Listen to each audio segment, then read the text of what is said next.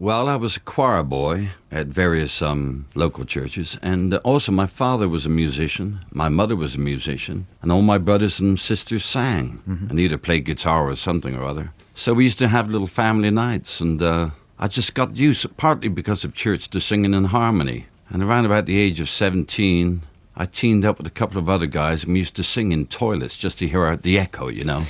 Our own little echo chamber. By about the age of 18, we'd formed a little group with a girl singer. Her name was Jill.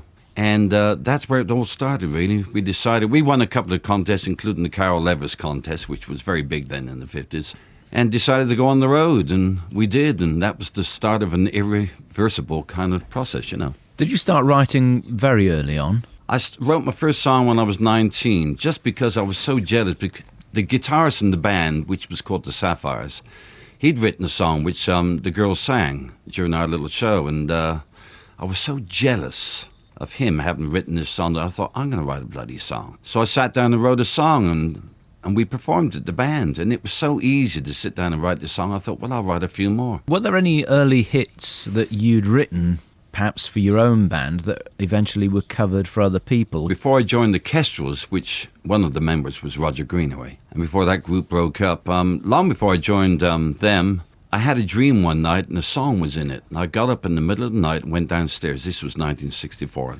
and wrote the song down. And about a year and a half or maybe 2 years later, it was a big hit in the United States. What was it called, Roger? It was called Green Grass. And so many hits followed. When did your partnership with Roger Greenaway start? It started when I joined the Kestrels. We were at I forget the theatre one night. We were on a tour with a load of pop bands, and we sat down in the dressing room. We had about an hour to wait till we went on again. He said, you fancy writing a song? I said, sure. So I got a ukulele out, and he had his ukulele out. I mean, there was a meeting there.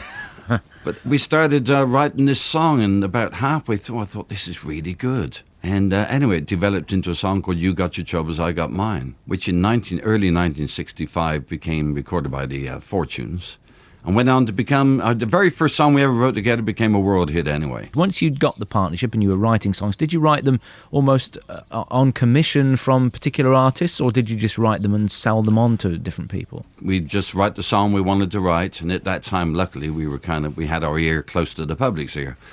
And we would go in the studio, little demo studio in Denmark Street, Tin Pan Alley, record the song.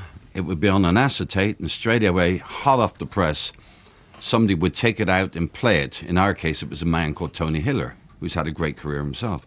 He would have certain people, he'd listen to the song and he'd go, this is great for Cilla, or whoever it would be, and he'd take it straight to the producer. And that's how we got our records.